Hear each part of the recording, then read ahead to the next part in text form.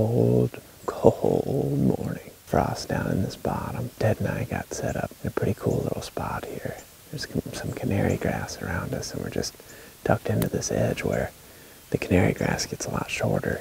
And this is just a creek bottom with heavy transition lines. Right here in front of us is a willow thicket. When we were in here scouting this past winter, there were some really heavily used beds in there. And down in this creek bottom, it's just littered with pin oaks. And the pin oaks are just dropping acorns like crazy at this point. And that's where most of the deer are feeding as they stage up before they go back to bed. When the deer do that, a lot of those does get concentrated along this edge. And the bucks love walking that transition, just checking does, making scrapes. And that's just something that we've consistently seen in this area. We obviously got the decoy out there in front of us, and the reason we decided to do that is so we could sit back a little bit. We got a wind forecasted to be coming this direction. And we could sit back, blowing it right over the little creek where we don't think a lot of deer are probably going to be walking. They're probably going to be walking this transition out here in front and basically just zigzagging throughout this opening down here. If a buck pops out and sees that decoy, he's going to be able to come at it from a long way away. I would say there's a decent chance that a buck could come to that willow patch to bed. It's just a perfect rut bed. And we're just starting to get to that time frame where it seems like there's starting to be a transition where the mature bucks are moving a lot more early in the morning, just checking does and kind of leaving their sign. Just going to have to get lucky and have a buck work the transition just like we hope. And I think if that happens, we're going to have a really good chance of him coming into this decoy. I've got these two patches of canary grass sticking up, and that's what I'm going to use to draw behind. If the buck's coming from either direction, I'll just pick one of those spots and just draw back when he's coming into the decoy, and then just kind of sit up and shoot right over the grass. I'm going to hang loose here, enjoy this beautiful October morning. May even do a little rattle and just try to spice things up a little bit, get them fired up in here, because it feels right. Sit back and hopefully enjoy some sort of show. At least maybe we'll see more birds.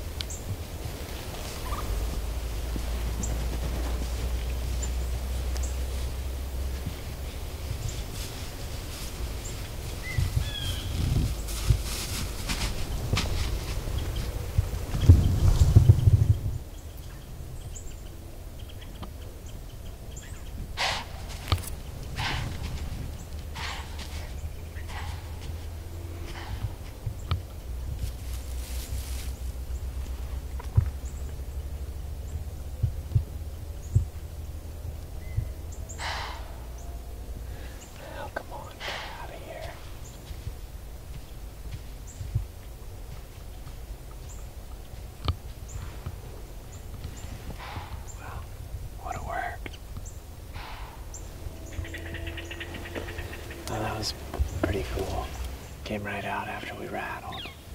It came right up to the decoy.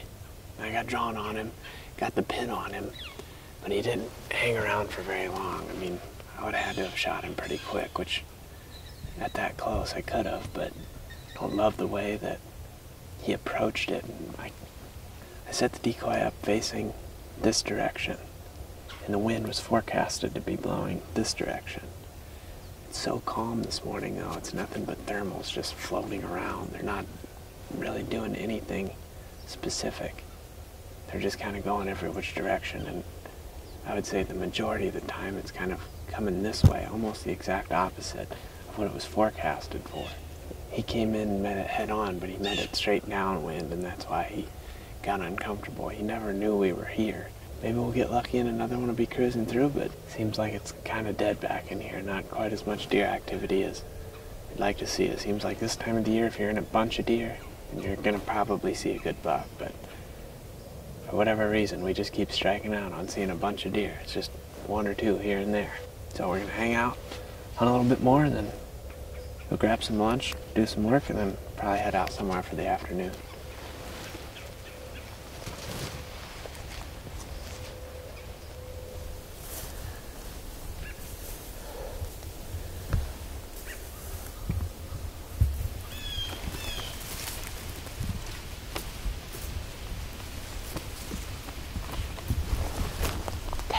Ted, get out. There's a buck right here.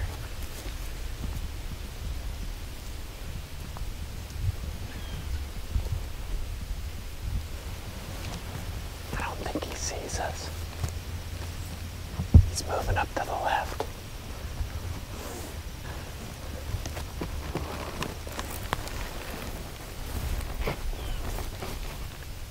He's right on top of the hill.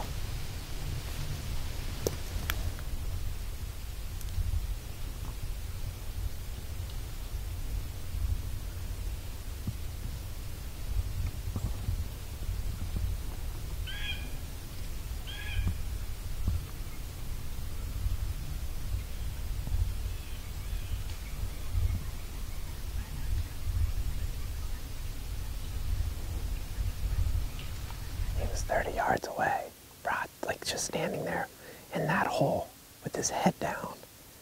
And I stepped up here and I looked up and I saw him. So I hit the deck and turned to you. And when I turned back, he was looking at me, but then he just looked at me and then just snapped his head over to the right. Looked up there and then just put his head forward and walked up that hill. And he was behind that honeysuckle there for a while, and then I just saw him walk right up to that cedar, and he stood at that cedar for forever. Is that where you could see him? And then he walked further to the left, pretty quick, and he looked down in here, looked back to the right. I mean, just was looking in every direction. Then looked like last I saw, did you see that it looked like he went straight away?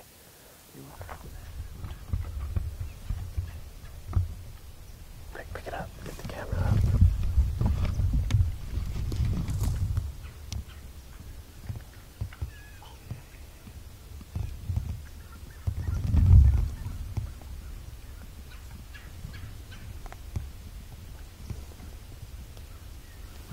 I drove down here last night and I saw that water wasn't up as much as I thought.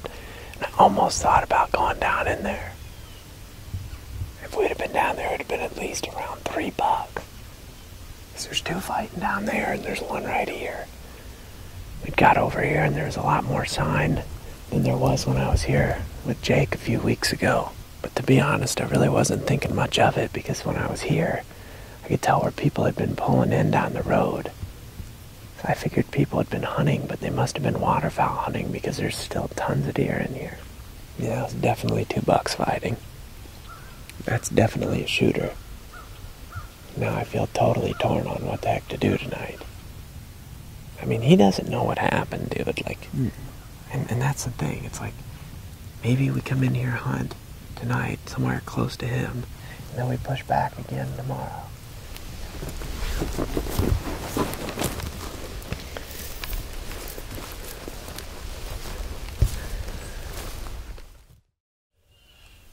Alright, we're going back in after the buck that we saw this morning. Ted and I are both pretty convinced at this point that he's not too spooked, and he's probably up in there bedded somewhere. What we're going to do is just ease our way through this timber and go up into that same little thicket that he was in and see if we can find a place where we can see a little bit.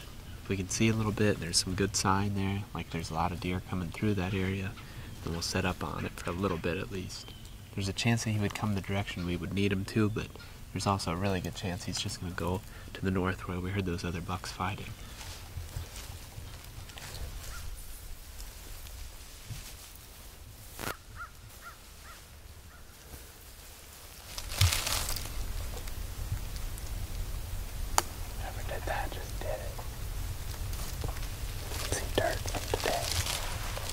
yesterday, whatever.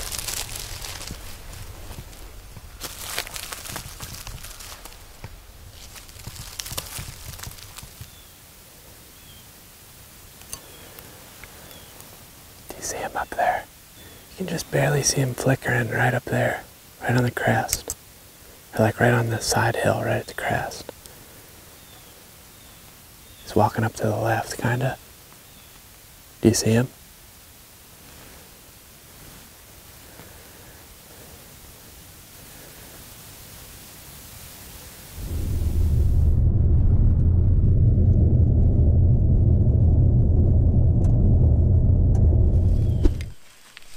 All right, here we go, October 22nd. Back at the spot where I had that encounter with the nice buck with the longbow the other day. I'm hunting the same general area, but I'm accessing it from a different spot. It's gonna be set up kind of on the opposite side from where I believe that buck was bedded and where he came out that night. I'm gonna have to take it nice and slow getting in there today. I'm gonna be getting close into a bedding area. The wind is relatively light, 5 to 7 miles an hour. So it's gonna be a slow walk and even slower getting the stand set up, but I think it could be worth it. Zach and Ted are out tonight. Sound like they had a good encounter this morning, and hopefully they can make it pay off this afternoon. As you see, I'm going solo, self-filming tonight, so I'm gonna take the compound instead of the longbow. Several big fresh drops right there that weren't there the last time I was in here. I'm about 75 yards from my destination right now. As you can see, it's really thick in here. And there's 2 long finger draws that run north-south. And I think that buck that I had the encounter with the other night came out of one of these draws and then worked his way up on top where we eventually saw him. So now I'm down in the bottom part. I'm going to set up at the base of the farthest west draw. Jake and I actually hunted this other draw been about a week ago now. We ended up seeing 3 does and fawns, 4 does and fawns, and a small buck that night. And the does and fawns came through close, but we didn't see any kind of mature buck. So tonight I'm pushing farther back into this next draw. There's real thick bedding cover all around it, and then there's a bunch of oaks in that narrow finger. And when I scouted it, there was a decent amount of acorns on the ground. It seems like a perfect situation where a buck could be bedded in this thick cover, work his way into this draw, browse on acorns on his way out to eventually what would be a cornfield and alfalfa.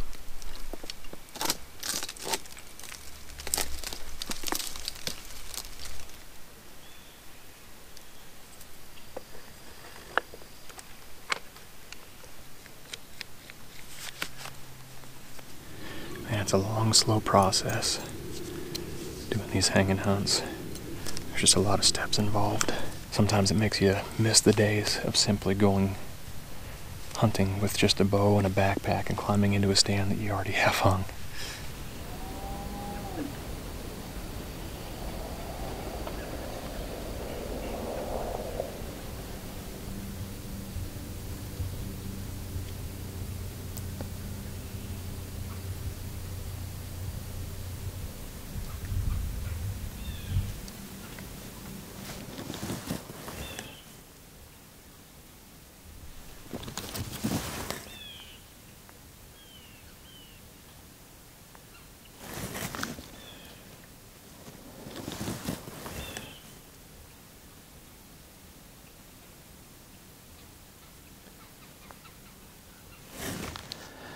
Pretty good buck about 80 yards away working a scrape right now.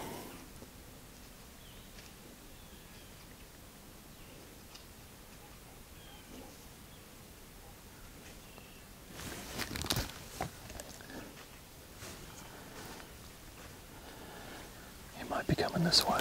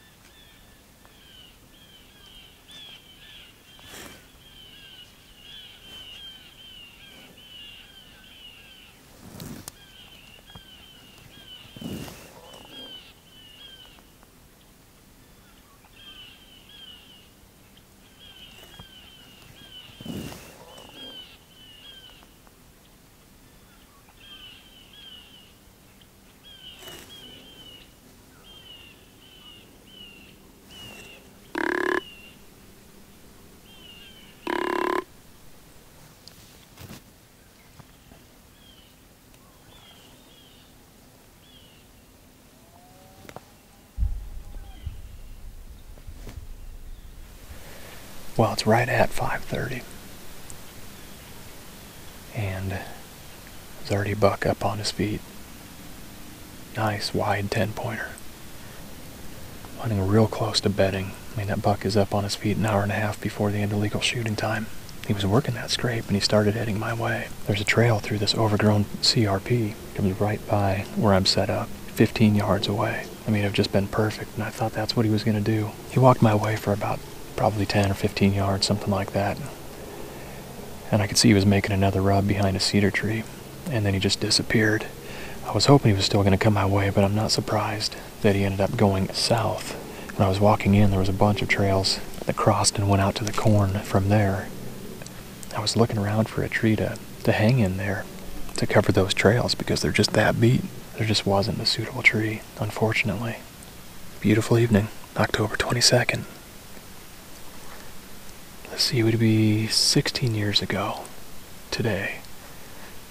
I had one of my favorite hunts where I decoyed in a nice 8-pointer on the farm that I grew up hunting. And it was always kind of our general rule of thumb that around October 20th, when we got that first good cold front, that's when we'd break out the decoy. And that's exactly what happened that night. And those were the good old days. Early 2000s. Had some really good deer hunting back then. Well, hopefully Zach and Ted got set up in a good spot. I know they were excited about going back in after that buck that they saw this morning. Well, we've just slowly still hunted our way up to the thicket where that buck was walking into. Last we saw him this morning, he was walking from over there in this direction. We did bump a small buck on the way in, but he'd only went about 150, 200 yards and stopped and was feeding on pin oaks again, and as far as I could tell, we walked right past him again. It's really, really calm, and it's real brittle out here, but we're just going slow. The trick is to be listening more than you're walking. So we're just going to have to be walking slow enough to hear one. I think that there's probably a good chance that he's in here, and if he's not, he's probably just going to go back down on that transition. So we're probably going to work through this thicket slowly, either find a place to sit for a little bit, or get back down on that edge and just be glassing that edge. Even if he's not up in here, or even if we don't run into him, there's total chance that there could be another buck in here.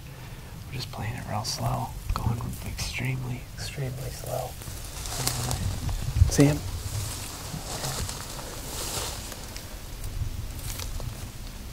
I think the only thing we can do at this point is just go slow down this edge and hopefully get to that cove. Couple does.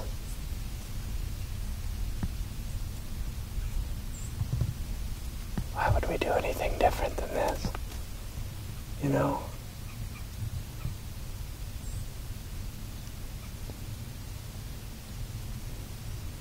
There's a big buck. Big one? Yep, he just ran up into the woods. Well, I think we learned something here pretty quickly. We went up through that thicket where that buck was headed. And he's not in there. There's no way. There's no trails.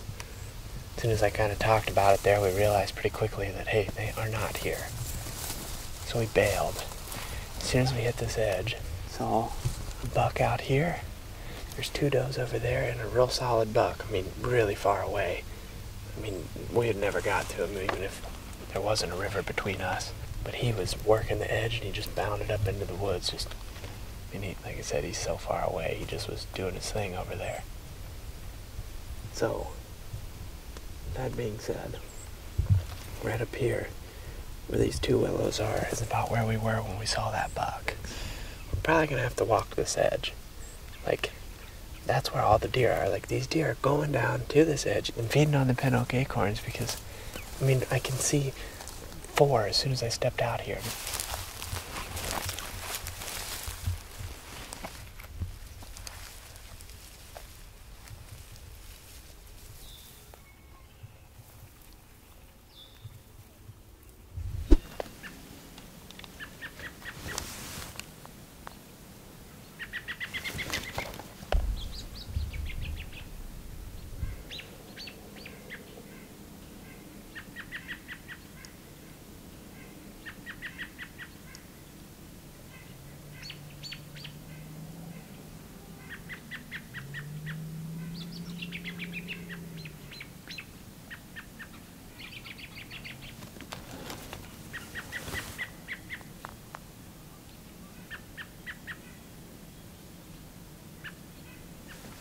just came back out. Must have either bedded down right there or was just making rubs.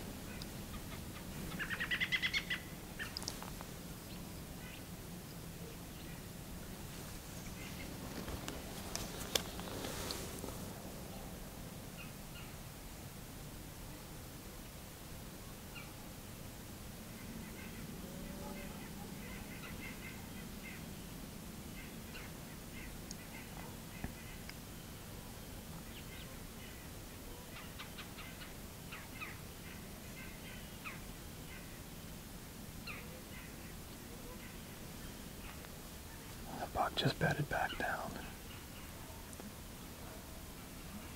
I'm guessing that's what he did when I lost sight of him the first time. I tried grunting at him, but he didn't respond. I assumed he had worked off. But he was just right there the whole time. Not very far away, maybe 70 yards. I didn't want to get too carried away with calling at him, because the wind was kind of swirling at that point. But now it's settled down. I could see like a little piece of cotton or something floating in the air, just pulling right down. The thermals are dropping. So as long as he doesn't get directly behind the stand here, I should be good. Hopefully he's going to get up and come over here at some point. But if he gets up out of his bed and looks like he's not going to come this way, I'll definitely call again. But where he's bedded right now, he can see right over to where I'm at. So I'm not going to try to call at him while he's in his bed there. I want him to get up and move behind a cedar or some kind of obstruction before I try to call. That buck is facing directly at me. And we don't have a whole lot of cover in between us.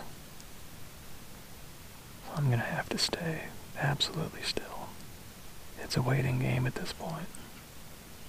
I can hear the squirrels knocking acorns loose. I wish he'd come over here and decide to feed on some.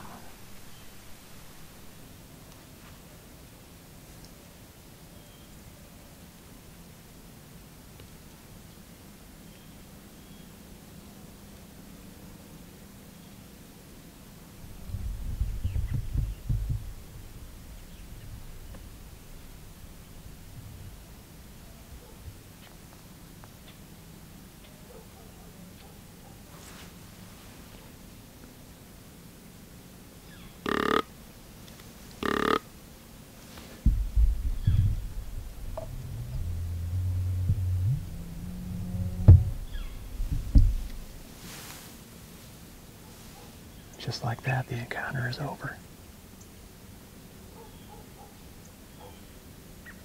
Just got up out of his bed kind of quick. So he just must have had somewhere else in mind that he wanted to go. I tried grunting at him quick, just as he was starting to get out of view, so I could at least see what his reaction was. He just continued on. That was a fun encounter. Beautiful buck. Nice wide 10-pointer. We really like to got a shot at him, but at the same time, gives you confidence to know that you can sneak into a spot like this, and he had to be bedded close. I had a good feeling about this spot when I scouted it, with this much bedding cover and food around here. And also the wind is working out pretty good. As it's calmed down now, it's been steady, and the thermals are just pulling down. I guess I better check my phone. I've had a couple texts since I was watching him. No, it wasn't Zach, but it was my dad. He's in South Dakota hunting right now. They've been having some tough weather up there, real warm. But it looks like he's on the board with the doe. Good deal. Nice shooting, Dad.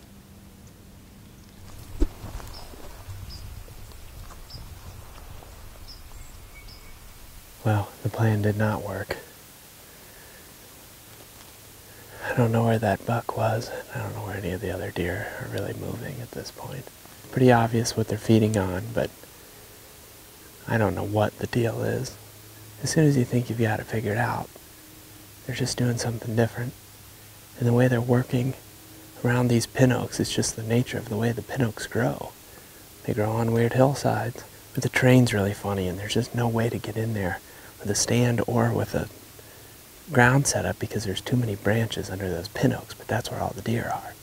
We eventually started bumping into does and fawns, I just got out of there, moved up so we didn't totally mess up anything else down in here. We know that there's at least 3 shooter bucks in here, and this is by far the least amount of sign that I feel like I've ever seen this time of the year in an area.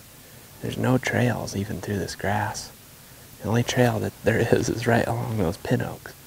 And I really just cannot wrap my head around how to set up on it. It's just frustrating when every plan that you feel like you make is just not panning out, because that's what's been happening. And it seems like it would be easy when you know where they all are, but it sure isn't. That's it for today. We're gonna walk out of here and mope a little bit more.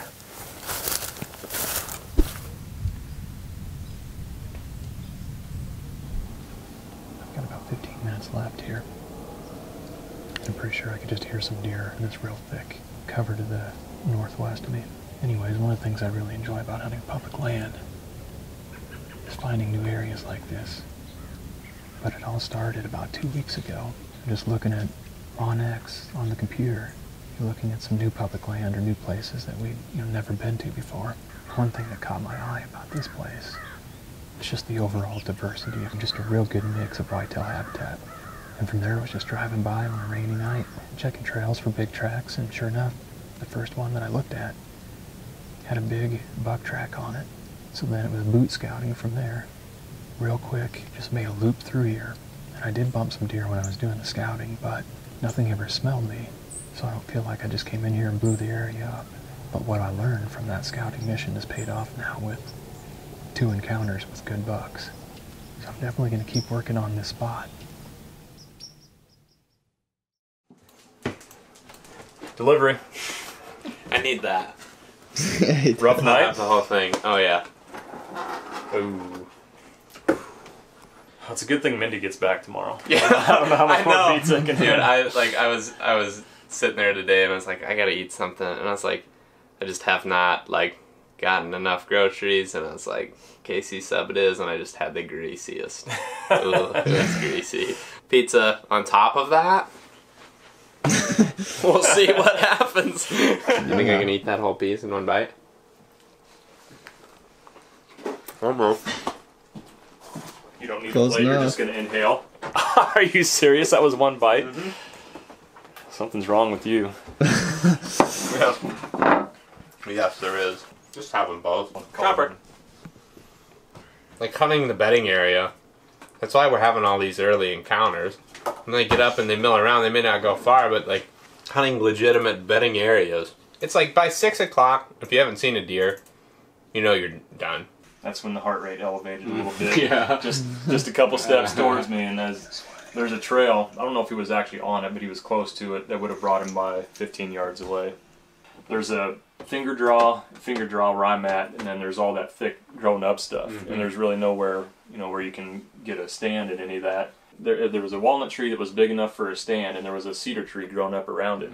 But there's also multiflora rose and all kinds of nasty junk underneath it. Like you couldn't get to the base of the tree to get up there, but it would have been right where he was at. I mean, this stuff is just like big Iowa big buck. Oh yeah. Having at any second you feel like a big one is going to step out. That's a problem with calling at them when they're that close. And there's, I mean, he could see right down to me. It was just kind of my last. There's no ground noise either. Last attempt to try to make it happen and gauge his reaction. But the tough part about calling on calm days like that to me is the no ground noise. Like we grounded a couple times a day, but we're able to and make some noise and right. scratch up stuff. Yeah, make it realistic. Mm-hmm. So what did you learn today? I learned that where we set up this morning is not the spot. Where the willows meet the pin oaks, I think is the spot. I mean, I think the morning is the ticket. I honestly think evening-wise, I'm going to start, if I go in any more evenings, I'm going to go to timber. Because, I don't like how they're bedding so close, and then it seems like they're just, standing up out of their beds, and they're right where they're feeding, and they're not really moving. It's crazy. It'll look like, the deer, the turkeys, the squirrels, everything. They'll just plow that stuff. Mm-hmm. When you find where there's a high concentration of the pin oaks, it's just a different, totally different. It's just pounded. Yeah.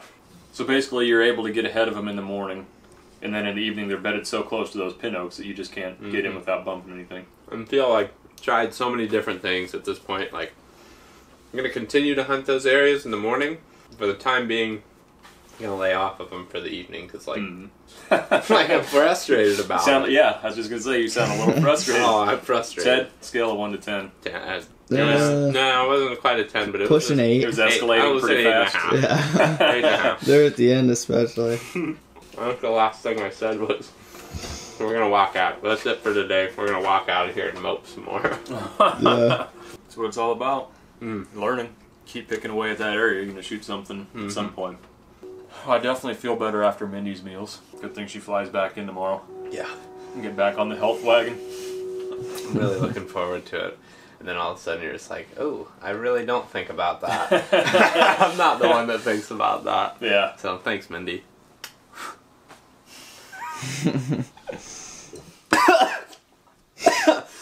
I breathed. I breathed it in and didn't actually drink it. What cup do you have there? Is that the Sunshine Bear? Yeah. I don't know. That's a little too happy for your mood right now. Yeah. Those little Pizza Hut cups are literally like 25 years old, 30 years old, That's something good. like that. Hey, they're collector's series, so Yeah. if anybody's into oh no, it's not the Sunshine, it's the Funshine Bear. Yeah. I can't believe I messed that up. Care Bear Pizza Hut cups, we got them, limited edition. This was 1983. If you're interested, shoot us an email, and we'll look at making some sort of deal. If you're into these, I don't know, maybe you guys don't want to. How about we talk about a real deal, like hunt on us or something like that. Yeah, check that out too. If you haven't checked it out, it's sweet. You get $25 for legendarywhitetails.com, so you can use it on their site just by sending a picture of your hunting license. So you send a picture of your hunting license, get $25 gift card to Legendary Whitetails. It's awesome. So check it out, and we've got lots of content to come. Missouri and Ohio will be kind of the next places that we'll be at, so should be some cool and unique stuff from those places as well. So thanks for watching. We'll see you next time. Got it, Ted. Yeah.